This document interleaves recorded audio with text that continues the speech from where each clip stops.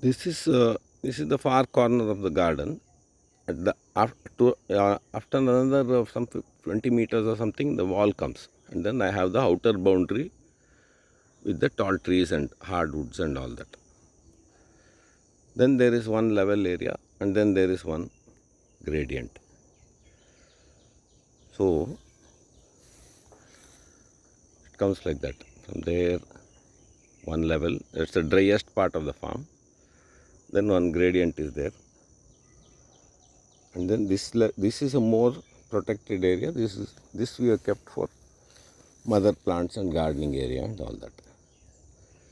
So in that slope, normally erosion will happen if you leave it unexposed, or weeds will come which you have to go on weeding. So as an antidote for that, suitable plants have to be selected which can occupy that zone, that slopey area. From there, that's about some 4 feet tall maybe, and it extends like that all the way to the other end of the farm. This one terrace formation basically. So in between, in that slopey area, one is we planted Arthoda vasa. Becomes a big shrub and gives a good ambience, and it doesn't need much water also. Moreover, it's Ayurvedic herb that's used in Chyawanprash and many things. So in organic, we need it for our Chyawanprash. So that is there. Then at the lower end, the soil is more nutritious here.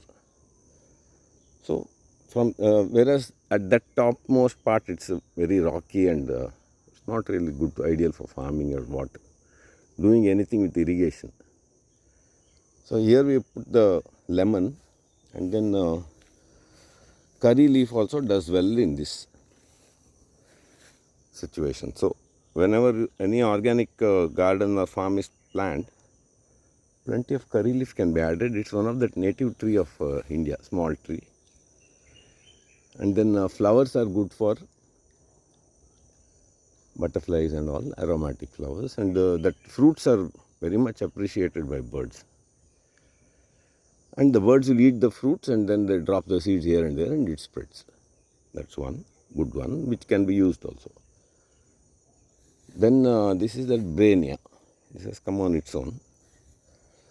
And then this is, such places are good for this Osimum. It's called Vana Tulsi and Ram Tulsi. It's a shrubby Tulsi that is perennial. So you can just leave it. If it is not trimmed, it becomes a bushy formation like this.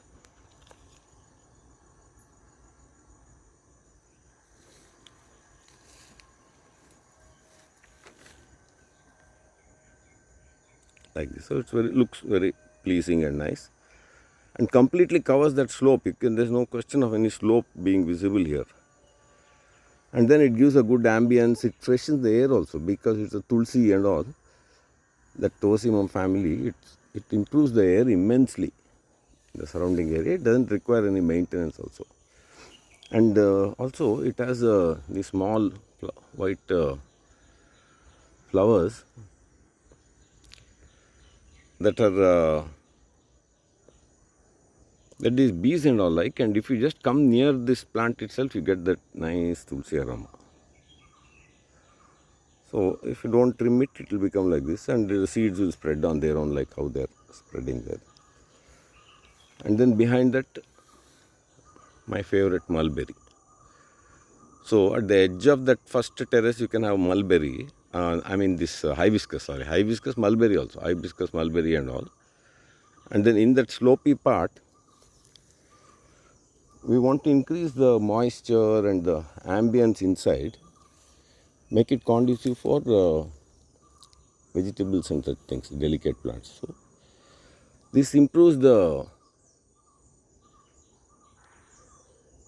moisture content inside. So it feels very nice when you come in, because they're all breathing, and then biodiversity and all that. And then the other species which I particularly liked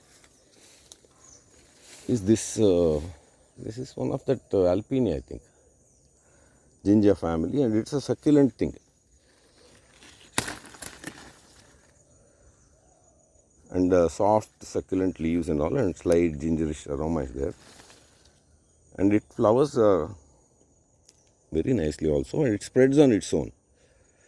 This one, when you come next to it, you can feel the coolness. It creates the ambience of that Western Ghats, and if you have plenty of them, then the dry deciduous feeling goes away from the place, and you get that feeling of like you're in some Western Ghats or some moist deciduous location. So here curry leaf, the tapioca, then one of that solanum, banana, and guava tree is there, and then lot of these that alpinia we have put as we come to the interior of the garden. That we'll have a look at it now.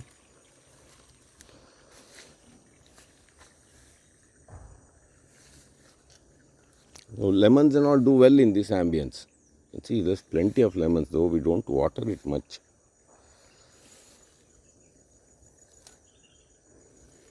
So lemon drumstick, and then this is that same alpinia. So in this dry Bangalore weather, if you without watering, if you can get this, it's like going into AC room actually. This one is so full of juice. I don't know from where it gets the water though. It has a good, that rhizome stocks lots of water. So in the peak summer also, beautiful ambience is created. And it's self-maintaining. And then in the internal area, all round there is green shrubs and all. Not very tall trees and all, but some 5 to 10 feet tall growing things. In that the ambience is excellent for vegetables and all. You can grow your vegetables. All kind of vegetables will come out very well, and soil has to be maintained with manuring, and you can water this part. So irrigated part, I don't recommend more than 30%. Rest of it you do rain-fed, create a nice ambience, and you will have banana and all kind of things you can plonk here and there. They all improve the ambience, and it feels so nice and full of birds and all. So that is a little bit about the layout and arrangement of plants, so that you make full use of the place, and then you don't want to go on watering and maintaining those plants and all. They should be self-maintaining. And then in the core area, there should be no water shortage. So doing big irrigated, whole farm trying to irrigate and all is not a clever idea, in my opinion. And 30% you keep for your irrigated vegetables and fruits and whatever you want to water. And the rest of it, these orchard trees are good. The sapota, it gives, it doesn't need much water. If you water it, you'll get more plum fruits and all. It does well. So around the borders, bigger trees, useful trees only, and some hardwood and so on and so forth of your zone, dry deciduous zone.